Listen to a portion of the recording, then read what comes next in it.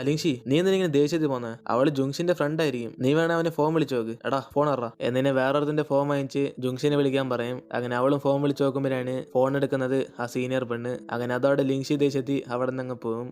അതിനുശേഷം ജുങ്ഷനെ എടുത്ത് അവന്റെ ഫോൺ നോക്കുമ്പോഴാണ് ലിൻഷിയുടെ മിസ് കോളൊക്കെ കണ്ടിട്ട് അവനും തിരിച്ച് അവളെ ഫോൺ വിളിക്കും. പക്ഷെ അവള് ഫോൺ എടുക്കത്തില്ല. കാരണം ജുങ്ഷൻ ആ സീനിയർ പെണ്ണായിട്ട് പ്രണയത്തിലാന്ന് വിചാരിച്ച് ലിൻഷി തന്നെ വിഷമിച്ചുകൊണ്ടിരിക്കും. അങ്ങനെ അവൾ ഫോൺ എടുക്കാത്തോണ്ട് നമ്മുടെ ജുങ്ഷനും കുറെ മെസ്സേജ് ഒക്കെ അയച്ചു നോക്കും. പക്ഷെ അതൊന്നും തന്നെ ലിൻഷി കാണത്തില്ല. അങ്ങനെ 2-3 ദിവസമായിട്ട് നമ്മുടെ ലിൻഷിക്ക് അവനോടുള്ള ദേഷ്യം കുറയത്തേ ഇല്ല. അപ്പോഴാണ് കുറെ ദിവസമായിട്ട് ലിൻഷിയുടെ അടുത്ത് ഒരു അനക്കം ഇല്ലാത്തതുകൊണ്ട് ജുങ്ഷൻ നേരെ തന്നെ അവളെ സ്കൂളിൽ ചെന്ന് കാണാൻ തീരുമാനം എടുക്കും. അങ്ങനെ അവളെയും വിളിച്ചുകൊണ്ട് പുറത്തേക്ക് പോയി സംസാരിക്കുമ്പോഴാണ് ലിൻഷി ഫോൺ എടുക്കാത്തതിന്റെ റീസൺ അവൾക്ക് പഠിക്കാനുണ്ടായിരുന്നു ഒക്കെ പറയും. ഇത് കേട്ട് അവന് വിശ്വസിക്കാതെ, ലിൻഷി നിനക്ക് ഫ്രീ ടൈമിംഗിൽ എന്നെ വിളിച്ചുകൂടായിരുന്നു, ഞാൻ നിനക്ക് എത്ര മെസ്സേജ് അയച്ചു എന്നിട്ട് അവനും വീണ്ടും ചോദിക്കുമ്പോഴാണ് അവളും പറയുന്നത്, ജുങ്ഷിൻ ഞാൻ നിന്റെ കൂടെ ഫോൺ സംസാരിക്കുന്നുണ്ട്, എനിക്ക് വീട്ടിൽ സംസാരിക്കാൻ കഴിയുന്നില്ല, അതാ ഞാൻ പാരന്റ്സ് ആയിട്ടൊക്കെ സമയം സ്പെൻഡ് ചെയ്തുകൊണ്ട് നിന്നെ വിളിക്കാൻ സമയം കിട്ടിയില്ല എന്നിട്ട് അവൾ ഓരോ റീസൺ പറഞ്ഞ് ജുങ്ഷിനെ അവോയ്ഡ് ചെയ്യും. അതിനുശേഷം ലിൻഷി വീണ്ടും എക്സാം അറ്റൻഡ് ചെയ്യുമ്പോഴാണ് ഇവളും പാസ്സായി ജുങ്ഷൻ പഠിക്കുന്ന അതേ കോളേജിൽ തന്നെ അഡ്മിഷൻ കിട്ടും. അങ്ങനെ ആ സന്തോഷത്തെ അവളും അവളുടെ ഫ്രണ്ട്സിനെല്ലാം വീണ്ടും മീറ്റ് ചെയ്യുമ്പോഴാണ് ജുങ്ഷനെ കണ്ടിട്ട് അവൾ സംസാരിക്കാതെ സൈലന്റ് ആയിട്ട് തന്നെ ഇരിക്കും. അപ്പോഴാണ് അതേ സമയം തന്നെ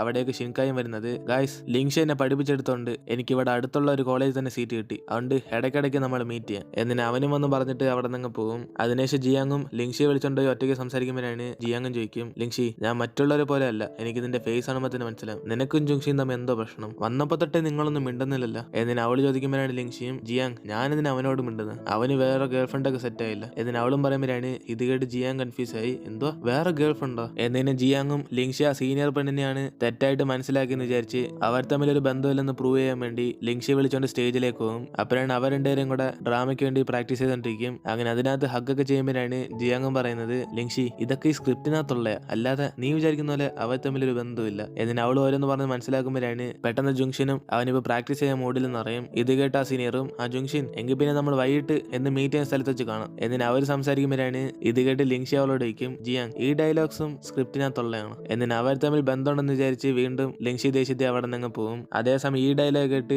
ജിയാങ്ങിന് കൺഫ്യൂസ് ആകും, ഒരു പക്ഷേ അവർ സ്നേഹിക്കുവാണെന്ന്. അതേസമയം നമ്മുടെ ഷെന്നും സിംഗിൾസിനെല്ലാം മിങ്കിളാക്കി തരാൻ പറഞ്ഞ് ഒരു പുതിയ ബ്രോക്കർ ബിസിനസ് തുടങ്ങും. അപ്പോഴാണ് ഇതറിഞ്ഞ് ജിയാങ്ങും അവൾക്കും ലിൻഷിക്ക് ബോയ് ഫ്രണ്ട് ആണെന്ന് പറഞ്ഞ് ഒരു ഡേറ്റ് ഫിക്സ് ചെയ്യാൻ പറയും. അപ്പോഴാണ് ഇത് കേട്ട് അവനും ദേഷ്യത്തി, ജിയാങ് നിനക്കെന്നെ ബോയ് ഫ്രണ്ട്, നീ സിംഗിൾ അല്ലല്ലോ, നിനക്കെന്നെ ഇഷ്ടമല്ല എന്നിട്ട് അവനും ചോദിക്കുമ്പോഴാണ് അവളും, ആരും പറഞ്ഞു എനിക്ക് നിന്നെ ഇഷ്ടമാണ്, മര്യാദയ്ക്ക് എനിക്കൊരു ഡേറ്റ് ഫിക്സ് ചെയ്യും എന്നിട്ട് അവളും പറഞ്ഞിട്ട് പോകുമ്പോഴാണ് ഇത് കേട്ടതോടെ ഷെന്നിന് ദേഷ്യം വരും. അതിനുശേഷം ലിൻഷിയും ജിയാങ്ങും കൂടെ ഡേറ്റിന് വരുമ്പോഴാണ് ഈ കാര്യം അറിഞ്ഞ് ഷെന്നും ജുങ്ഷനും കൂടെ ദേഷ്യത്തി അവരെ ഫോളോ ചെയ്ത് പോകും. അങ്ങനെ ജിയാങ്ങും അവരെ മീറ്റ് ചെയ്യാമെന്ന പയ്യനോട് നല്ല രീതിക്ക് സംസാരിക്കുന്നുണ്ടുമ്പം ഇത് കണ്ട് ഷെൻ ഓടി ചെന്ന് ജിയാങ്ങിനെ അവിടെ നിന്ന് വിളിച്ചോണ്ട് പോകും. അപ്പോഴാണ് അവളും ദേഷ്യത്തി, ഷെൻ നിനക്കെന്തോ പ്രശ്നം, നീ ഇപ്പൊ തന്നെ എന്നെ ഇങ്ങോട്ട് വിളിച്ചോണ്ടെന്ന് എന്നിട്ട് അവൾ ചോദിക്കുമ്പോഴാണ് അവനും, ജിയാങ് നിനക്കെന്തിനാ ഇപ്പൊ ഡേറ്റ്, അവന്റെ സംസാരം തന്നെ എനിക്ക് ഇഷ്ടപ്പെട്ടില്ല, പോരാതെ സ്കൂളിൽ നിന്ന് ഇറങ്ങിയ ശേഷം നമ്മൾ തമ്മിൽ ലവ് സെറ്റ് ആയതല്ലേ എന്നിട്ട് അവനും പറയുമ്പോഴാണ് അവളും, ഷെൻ നിനക്ക് അതിന് എന്നെ കുറിച്ചെല്ലാം കെയർ ഉണ്ടോ, നീ എപ്പോഴും ഇത് കണക്ക് ഓരോ ബിസിനസ് ആയിട്ട് ഇറങ്ങിക്കൊണ്ടിരിക്കുക, പിന്നെ അങ്ങനെ ഞാൻ നിന്നെ സ്നേഹിക്കുന്നത് എന്നിട്ട് അവളും പറയുമ്പോഴാണ് പെട്ടെന്ന് അവന്റെ ഫോൺ കാണിച്ചിട്ട്, ജിയാങ് ഞാൻ ഈ ചെയ്യുന്ന ബിസിനസ് ഒക്കെ നീ സ്കൂളിൽ പോകുമ്പോൾ മിസ്സാക്കിയ മ്യൂസിക് ഷോയ്ക്ക് പോകാൻ വേണ്ടിയാ, അതിനുവേണ്ടി ഞാൻ എത്ര കഷ്ടപ്പെട്ട് പൈസ ഉണ്ടാക്കുന്നത് എന്നിട്ട് അവനും പറയുമ്പോഴാണ്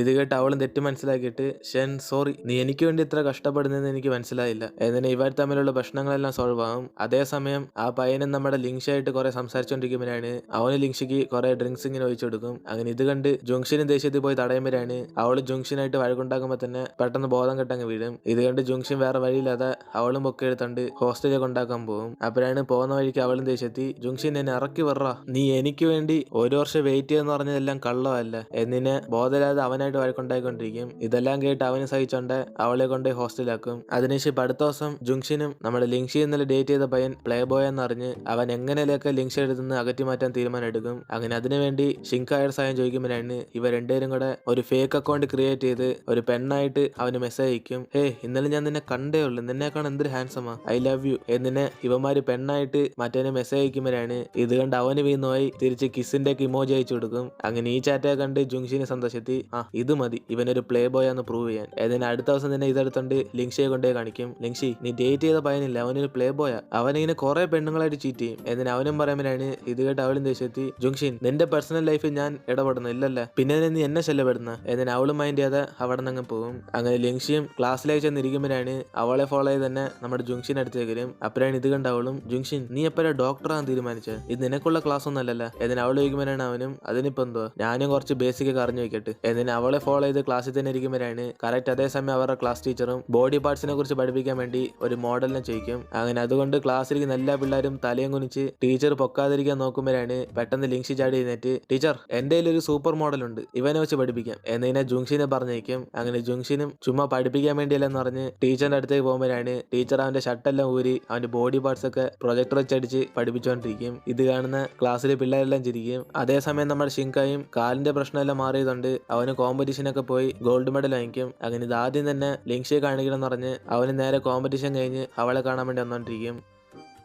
അങ്ങനെ അതേസമയം ലിങ്ഷിയും ക്ലാസ് കഴിഞ്ഞിട്ട് പുറത്തേക്ക് പോകുമ്പോഴാണ് ജുങ്ഷിൻ അവളെ തന്നെ ഫോളോ ചെയ്തു പോകും. ഇത് കണ്ട അവളും, ജുങ്ഷിൻ ഞാൻ ആരുടെ കൂടെ ഡേറ്റ് ചെയ്ത് നിനക്കെന്താ പ്രശ്നം? എന്നിന് അവനായിട്ട് വഴക്കുണ്ടാക്കുമ്പോഴാണ് അവനും പെട്ടെന്ന് പറയും, ലിങ്ഷി എനിക്കിതിന് ഇഷ്ടമാണ്. എന്നിന് അവനും പറയുമ്പോഴാണ് അവളത് മൈൻഡ് ചെയ്യാതെ, ജുങ്ഷിൻ നീ എല്ലാ പെണ്ണുങ്ങളായിട്ട് ഇങ്ങനെയാണ് സംസാരിക്കുന്നത്, ഇതേപോലെ മുമ്പ് സീനിയറായിട്ടും പറഞ്ഞാണുമല്ല. എന്നിന് അവൾ ആ സീനിയർ ആയിട്ടുള്ള എല്ലാ കാര്യം എടുത്തു പറയുമ്പോഴാണ് ജുങ്ഷിന് മനസ്സിലാവും ലിങ്ഷി അവരുടെ തെറ്റിരിച്ചാന്ന്. അതുകൊണ്ട് അപ്പം തന്നെ ജുങ്ഷിൻ അവളെ വിളിച്ചുകൊണ്ടുപോയി അവർ തമ്മിൽ ഒരു ബന്ധമില്ലെന്ന് പ്രൂവ് ചെയ്യാൻ പോകും. ലിങ്ഷി നീ ഇത് കണ്ടോ, എനിക്ക് ആ സീനിയർ ഒരു ബന്ധമില്ല, അവൾക്ക് മുമ്പേ ഒരു ബോയ് ഫ്രണ്ട് ഉണ്ട്, അവന് സർപ്രൈസ് കൊടുക്കാൻ വേണ്ടിയാ അവൾ എന്നോട് കുറെ ഐഡിയ ചോദിച്ച് ഞങ്ങൾ സംസാരിച്ചോണ്ടിരുന്നത്, അല്ലാതെ എനിക്ക് അവളായിട്ടൊരു ബന്ധമില്ല. എന്നിന് അവനെല്ലാം പ്രൂവ് ചെയ്ത് കാണിക്കുമ്പോഴാണ് ലിങ്ഷിക്ക് സത്യം മനസ്സിലാവുന്നത്. അതിനെ ശിവരണ്ടും തിരിച്ച് ഹോസ്റ്റലിലേക്ക് പോകുമ്പോഴാണ് അവനും പ്രൊപ്പോസ് ചെയ്തതിന്റെ മറുപടി ചോദിക്കും. അപ്പോഴാണ് അവൾ ഷൈ ആയിക്കൊണ്ട്, ജുങ്ഷിൻ ABCD 4 അക്ഷരത്തിൽ ഏതെങ്കിലും ചൂസ് ചെയ്യും. എന്നിന് അവൾ ചോദിക്കുമ്പോഴാണ് അവനും, ഓ ഇതിപ്പോ ടാസ്ക് ആയല്ല, ഒരു പക്ഷേ ഞാൻ തെറ്റായ ഉത്തരം പറഞ്ഞാൽ നീ കിട്ടത്തില്ല. എന്നിന് അവനും ചോദിക്കുമ്പോഴാണ് അവളും ചിരിച്ചോണ്ട്, അല്ല നീ ഒരെണ്ണം ചൂസ് ചെയ്യും. എന്നിന് അവളും ചോദിക്കുമ്പോഴാണ് അവനും സി എന്ന് പറയും.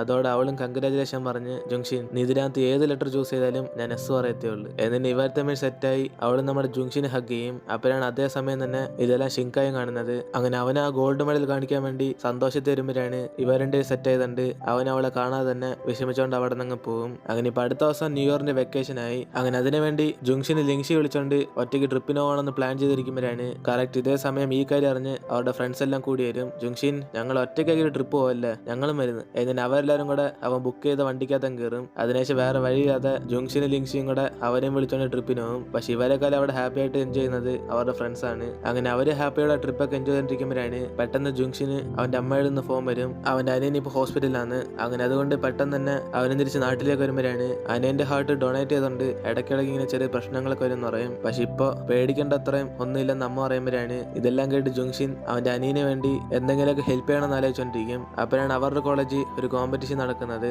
അതായത് കോമ്പറ്റീഷൻ ജയിക്കുന്നവർക്ക് അവരാഗ്രഹിക്കുന്ന എന്ത് സാധനം വേണമെങ്കിലും ക്രിയേറ്റ് ചെയ്യാൻ സാധിക്കും. അതിനുള്ള പൈസയൊക്കെ കമ്പനി തന്നെ ഏറ്റെടുക്കും. അപ്പോഴാണ് ഇത് കണ്ട ഉടനെ ജുങ്ഷിന് ഒരു ഐഡിയ കിട്ടും. അവന്റെ അനിയന്റെ ഹാർട്ട് ബീറ്റ് തിരിച്ചറിയാൻ വേണ്ടി ഒരു വാച്ച് ഉണ്ടാക്കാൻ പ്ലാൻ ചെയ്യും. അങ്ങനെ ഈ ഐഡിയ എടുത്തോണ്ട് സാറിനോട് പറയുമ്പോഴാണ് ഇത് കേട്ട് സാറും, ആ ജുങ്ഷിൻ നിന്റെ ഐഡിയ കൊള്ളാം, പക്ഷെ എനിക്ക് നിന്നെ ഹെൽപ്പ് ചെയ്യാൻ സാധിക്കത്തില്ല, ഞാൻ വേണ ഒരു സാറിനെ പരിചയപ്പെടുത്തരാം, അദ്ദേഹം ഇത് കണക്ക് കുറെ പേർ സഹായിച്ചിട്ടുണ്ട്. ഏതിന് ആ സാറിന്റെ അഡ്രസ് കൊടുക്കുമ്പോഴാണ് ഇത് കേട്ട് ജുങ്ഷിനും ലിങ്ഷായിട്ട് പോയ സാറിനെ കാണാൻ പോകും. അപ്പോഴാണ് ആ സാറും ഇവർ വന്നേക്കുന്ന കാര്യം മനസ്സിലാക്കി പെട്ടെന്ന് ഗേറ്റ് അടച്ചിട്ട്, മക്കളെ നിങ്ങളൊക്കെ വീട്ടിൽ പോയിക്കോ, ഈ കോമ്പറ്റീഷൻ എന്ന് പറഞ്ഞ് കുറെ പേര് കുറെ ഐഡിയ ആയിട്ട് വരും, എനിക്കൊന്നും സഹായിക്കാൻ വയ്യ, എനിക്ക് ഇതല്ല പണി എന്നിനെ അയാളും പറഞ്ഞിട്ട് അകത്തേക്ക് കയറി പോകും. അതിനെ ശിവരണ്ടേരും കൂടെ ആ സാറിനെങ്കിലൊക്കെ കൈക്കലാക്കാൻ വേണ്ടി അദ്ദേഹത്തിന് കഴിക്കാൻ വേണ്ടി ബ്രേക്ക്ഫാസ്റ്റും വീടൊക്കെ ക്ലീൻ ചെയ്തൊക്കെ കൊടുക്കും. അപ്പോഴാണ് ഇവർ ഇത്രയും സഹായം ചെയ്യുന്നുണ്ട് ആ സാറും ചെറുതായിട്ട് മനസ്സ് മാറ്റി, ഓക്കെ നിങ്ങൾ എന്തോ ഉണ്ടാക്കാമോന്ന് പറഞ്ഞ് എന്നിന് സാറ് വയ്ക്കും. അപ്പോഴാണ് അവനും അവന്റെ അനിയനെ പോലെയുള്ള കുറെ പേർക്ക് ഉപകാരപ്പെടുന്ന പോലെ വാച്ച് ഉണ്ടാക്കണം എന്ന് പറയും. അപ്പോഴാണ് ഇത് കേട്ട സാറും, അമോനെ നിന്റെ ഐഡിയ ഒക്കെ കൊള്ളാം, പക്ഷെ ഇത് ഉണ്ടാക്കുന്ന അത്രയും എളുപ്പമല്ല,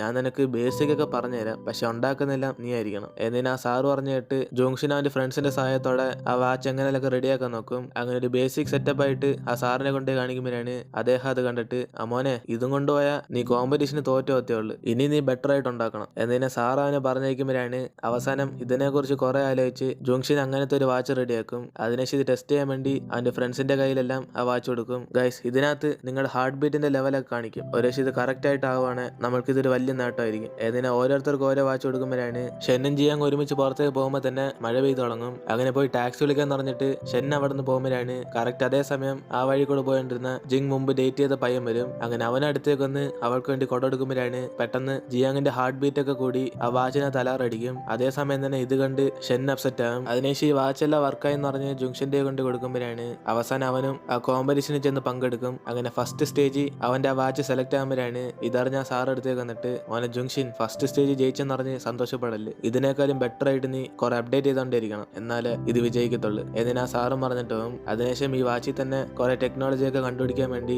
ആ വീട് അവന്റെ ഫ്രണ്ട്സിന്റെ സഹായത്തോടെ കഷ്ടപ്പെട്ടുകൊണ്ടിരിക്കും. അങ്ങനെ അതിനുവേണ്ടി ഇവരൊരു ഗ്രൂപ്പായിട്ട് ക്രിയേറ്റ് ചെയ്ത് ഒരു റൂം തന്നെ വാടകയ്ക്ക് എടുക്കും. അങ്ങനെ ഇവർ ഇത് വിജയിച്ച സ്വന്തമായിട്ട് ഒരു കമ്പനി തന്നെ സ്റ്റാർട്ട് ചെയ്യാൻ സാധിക്കും. അങ്ങനെ ഓരോ തവണ ആ വാച്ചിന് കുറച്ച് ഇമ്പ്രൂവ്മെന്റ് കൊടുത്ത് എക്സിബിഷൻ ഒന്ന് കൊണ്ടുവന്ന് കാണിക്കുമ്പോഴാണ് അതേസമയം തന്നെ നമ്മുടെ ഷിങ്കായ് അന്ന് അവർ സെറ്റായത് കണ്ട് വിഷമിച്ചു പോയതിനു ശേഷം ഇപ്പോഴാണ് കോമ്പറ്റീഷനെ കഴിഞ്ഞ് തിരിച്ച് നാട്ടിലേക്ക് വരുന്നത്. അങ്ങനെ അവനും വീണ്ടും ലിങ്ഷി എക്സിബിഷന് പോയ കാര്യം അറിഞ്ഞിട്ട് അവന്റെ കൂട്ടുകാരനെ വിളിച്ചോണ്ട് അവിടേക്ക് പോകും. എടാ ഞാൻ പറഞ്ഞേക്ക് ഓർമ്മയുണ്ടല്ലോ, നീ ഫോട്ടോഗ്രാഫറാന്ന് പറഞ്ഞ് നടക്കുമല്ലേ, ഞാനോട് പ്രൊപ്പോസ് ചെയ്യുമ്പോൾ കറക്റ്റ് ആയിട്ട് ഫോട്ടോ എടുത്തണം എന്നിട്ട് അവനെ പറഞ്ഞ് റെഡി ആക്കിയിട്ട് ലിങ്ഷി വരാൻ വെയിറ്റ് ചെയ്യുമ്പോഴാണ് ലിങ്ഷി അവിടേക്ക് വരുന്നത്. അങ്ങനെ അവള് നമ്മുടെ ഷിങ്കായെ കാണാതെ ജുങ്ഷിന്റെ അടുത്തേക്ക് പോകുമ്പോൾ ഇത് കണ്ട് ഷിങ്കായ് ഓടിച്ചെന്ന് അവളെയും വിളിച്ചോണ്ട് ഒറ്റയ്ക്ക് പോകും. ലിങ്ഷി ഞാൻ നിന്നെ കാണാൻ വേണ്ടി ഇവിടേക്ക് വന്ന്, ഇത് കണ്ടോ ഞാൻ വീണ്ടും ഗോൾഡ് മെഡൽ വാങ്ങിച്ചു എന്നിട്ട് അവൻ പറയുമ്പോഴാണ് അവളും ഷിങ്കായ് നീ ഇത്രയും ദിവസം അവിടെ ആയിരുന്നു, മെസ്സേജ് ഒന്നും ഇല്ലായിരുന്നല്ല എന്നിട്ട് അവളെ ചോദിക്കുമ്പോഴാണ് അവനും അത് ഞാൻ കോമ്പറ്റീഷന് വേണ്ടി ബിസി ആയിരുന്നു. പിന്നെ ലിങ്ഷി നിനക്കിത് മുമ്പേ അറിയാവുന്ന, അതായത് എനിക്ക് നിന്നെ ഇഷ്ടം, ഞാൻ നിനക്ക് വേണ്ടി എത്ര വർഷം വേണമെങ്കിലും വെയിറ്റ് ചെയ്യും, ഞാൻ സത്യം ചെയ്ത പോലെ വീണ്ടും ഗോൾഡ് മെഡൽ ആയിട്ട് വന്ന് എന്നിട്ട് അവനും പ്രൊപ്പോസ് ചെയ്യുമ്പോഴാണ് ഇത് കേട്ട് അവളും വിഷമിച്ചോണ്ട്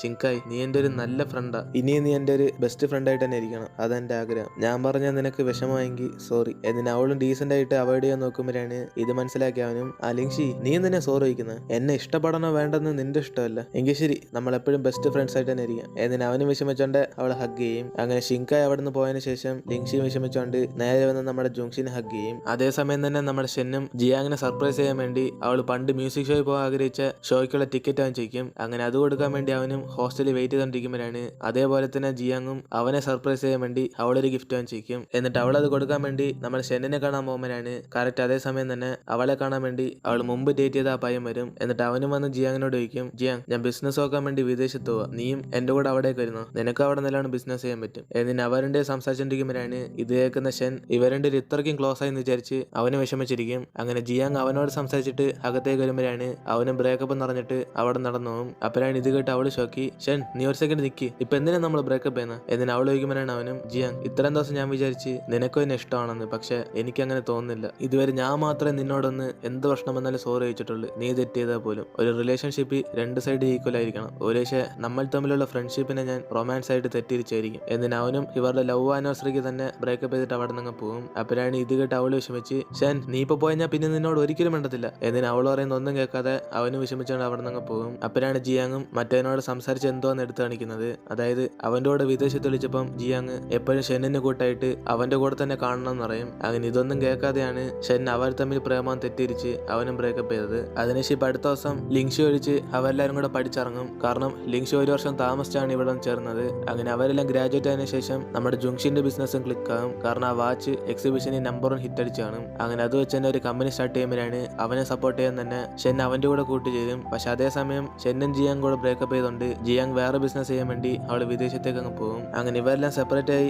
ഓരോ ദിശയിലേക്ക് പോയതിനു ശേഷം ജിയാങ് ഇപ്പോഴും നമ്മുടെ ഷെന്നിനെ കുറിച്ച് ഓർത്ത് വിഷമിക്കുന്നുണ്ട്. അതേസമയം തന്നെ ലിങ്ഷിയുടെ ബർത്ത്ഡേ വരാമോ എന്നറിഞ്ഞ് ജുങ്ഷിൻ അവളെ സർപ്രൈസ് ചെയ്യാൻ വേണ്ടി റെഡി ആയിട്ടിരിക്കും. പക്ഷെ അവള് ഡോക്ടറിന് പഠിക്കുന്നുണ്ട്, ക്ലാസ് എല്ലാം കഴിഞ്ഞ് ടയേർഡായി വന്ന് കിടക്കും. അതുകൊണ്ട് അവനും ബർത്ത്ഡേ കേക്ക് ഒന്നും മുറിക്കാതെ അവൾ ഉറങ്ങട്ടെന്ന് പറഞ്ഞ് അവൾ ഡിസ്റ്റർബ് ചെയ്യത്തില്ല. പക്ഷെ അതിന് പകരമായിട്ട് അടുത്ത ദിവസം അവൾക്ക് വേറൊരു സർപ്രൈസ് റെഡിയാക്കി വെക്കും. അങ്ങനെ അതുകൊണ്ട് അവളെ വിളിച്ചോണ്ട് അടുത്ത ദിവസം ഇവർ പഠിച്ച സ്കൂളിലേക്ക് പോകുമ്പോഴാണ് അവൻ അവിടെയുള്ള കമ്പ്യൂട്ടറിനകത്ത് ഇവർ ആദ്യം കണ്ടപ്പോൾ തൊട്ടുള്ള എല്ലാ മൂമെന്റ്സും അനിമേഷനായിട്ട് ക്രിയേറ്റ് ചെയ്ത് വെച്ചേക്കും. ഇതൊക്കെ കാണുന്ന ലിങ്ഷിൻ ടച്ച് ആയിരിക്കുമ്പോഴാണ് പെട്ടെന്ന് അവൻ അവളുടെ കണ്ണടച്ചിട്ട് വീണ്ടും ഒരു വലിയ സർപ്രൈസ് കൊടുക്കും. അങ്ങനെ അവളും പുറത്തെന്തോ ശബ്ദം എന്ന് പറഞ്ഞ് കണ്ണുറന്ന് നോക്കുമ്പോഴാണ് അവളുടെ ക്ലാസ്സിൽ പിടിച്ച എല്ലാവരും അവിടെ വന്നിരിക്കും. ഇത് കണ്ട് അവള് ഷോക്കായി, ജുങ്ഷിൻ ഇവരെല്ലാം എങ്ങനെ ഇവിടെ എത്തിയ എന്നിട്ട് അവൾ ചോദിക്കുമ്പോഴാണ് അവനും പിന്നല്ലാതെ നിന്റെ ബർത്ത്ഡേ എല്ലാ വർഷത്തെയും പോലും സാധാരണയായിട്ട് പോലെ ഇതൊരു സ്പെഷ്യൽ ബർത്ത്ഡേ എന്നിട്ട് അവന് റിംഗ് എടുത്തുണ്ടെന്ന് അവളെ പ്രൊപ്പോസ് ചെയ്യും. ഇത് കണ്ട് എല്ലാവരും സന്തോഷത്തിരിക്കുമ്പോഴാണ് ലിങ്ഷി ഷൈ ആയിക്കൊണ്ട് ജുങ്ഷിൻ നീ റിംഗ് തിരിച്ചു വെച്ചേക്കുന്നത് എന്നിട്ട് ആ സമയത്തും അവനിട്ട് കളിയാക്കും. അതിനുശേഷം നമ്മുടെ ജുങ്ഷിനും അവനെ കല്യാണം കഴിക്കാൻ വേണ്ടി പ്രൊപ്പോസ് ചെയ്യുമ്പോഴാണ് അവൾ അതിനെ സമ്മതിച്ച് ഇവരുടെയും കൂടെ ഹഗ് ചെയ്യും. അങ്ങനെ അതോടെ ആ ക്ലാസ് ഇരിക്കുന്ന എല്ലാവർക്കും സന്തോഷവും. അതിനുശേഷം പാർട്ടി ചെയ്യാൻ വേണ്ടി ഇവരെല്ലാരും കൂടെ പുറത്തേക്ക് പോകുമ്പോഴാണ് ഷെന്നും ജിയാങ് കൂടെ പരസ്പരം സംസാരിക്കാതെ സൈലന്റ് ആയിട്ട് തന്നെ ഇരിക്കും. അപ്പോഴാണ് ഇതേ കണ്ട് അവരുടെ ക്ലാസ്സിൽ പഠിക്കുന്ന വേറൊരു പയ്യനും ഗൈസ് നിങ്ങളുടെ ബോറായിട്ട് മാറ്റാൻ വേണ്ടി ഞാൻ സത്യം പറയട്ടെ, നമ്മൾ സ്കൂളിൽ പഠിച്ചുകൊണ്ടിരുന്നപ്പം എനിക്ക് ജിയാങ്ങിന് ഇഷ്ടമെന്ന് പറഞ്ഞു. അപ്പോൾ ഷെൻ അത് കേട്ട് എന്നെ അടിച്ചു പൊട്ടിച്ചു, അത് ആരെങ്കിലും അറിഞ്ഞായിരുന്നു എന്നിട്ട് അവനും പറയുമ്പോഴാണ് ഒരു ദിവസം മുറിവായിട്ട് ഷെൻ ക്ലാസ്സിലേക്ക് വരുന്നത് അവൾക്ക് ഓർത്ത് വെക്കുന്നത്. അപ്പോഴാണ് അവൻ വീണ്ടും ഗൈസ് ഇപ്പം ജുങ്ഷി ലിങ്ഷിയെ പ്രൊപ്പോസ് ചെയ്ത് ഇനി അടുത്ത ഷെന്നായിരിക്കും ജിയാങ്ങിനെ പ്രൊപ്പോസ് ചെയ്യാൻ വന്നത്, ഇനി അടുത്ത കല്യാണം ഇവരുടെ എന്നിട്ട് അവനും പറയുമ്പോൾ തന്നെ വേറൊരു പെങ്കൊച്ച് വായടച്ചിട്ട് എടാ മിണ്ടായിട്ടാടാ അവർ തമ്മിൽ എപ്പോഴും ബ്രേക്കപ്പ് ചെയ്ത് എന്നിട്ട് അവനെ സൈലന്റ് ആക്കും. അങ്ങനെ ഇതെല്ലാം കേട്ട് ഷെന്ന് വിഷമത്തി ഒറ്റയ്ക്ക് ചെന്നിരിക്കും. അപ്പോഴാണ് ഇവനിങ്ങനെ ഒറ്റയ്ക്കിരിക്കുന്നുണ്ട്. ജിയാങ് അടുത്തേക്ക് വരും. ഷൻ, നമ്മൾ രണ്ട് സ്നേഹിച്ച വർഷങ്ങളൊക്കെ ഞാൻ ഇപ്പോഴും മിസ് ചെയ്യുന്നു. സ്കൂൾ സമയത്ത് എനിക്ക് എന്ത് പ്രശ്നം വന്നാലും എല്ലാത്തിനും നീ എന്റെ കൂടെ കാണും. പക്ഷെ നിനക്ക് എന്നെ ബോറടിച്ച് ഒരു ദിവസം നീ എന്നെ ബ്രേക്കപ്പ് എന്ന് ഞാൻ വിചാരിച്ചിട്ട് നോക്കിയിട്ടില്ല. പക്ഷെ എന്റെ ലൈഫിൽ ഞാൻ നിന്നെ പോലെ വേറെ ആരും സ്നേഹിച്ചിട്ടില്ല. അതേപോലെ നീ എനിക്ക് തരുന്ന കെയർ ഇതുവരെ എനിക്ക് ആരും തന്നിട്ടില്ല. ഞാൻ അറിഞ്ഞ് നിന്റെ കമ്പനി ഒരു പെങ്കൊച്ച് നിന്നെ സ്നേഹിക്കുന്നുണ്ടെന്ന്. കൺഗ്രാജുലേഷൻ, അടുത്ത് നിങ്ങളുടെ കല്യാണമായിരിക്കുമല്ലോ എന്നിന് അവളും പറഞ്ഞിട്ട് പോകുമ്പോഴാണ്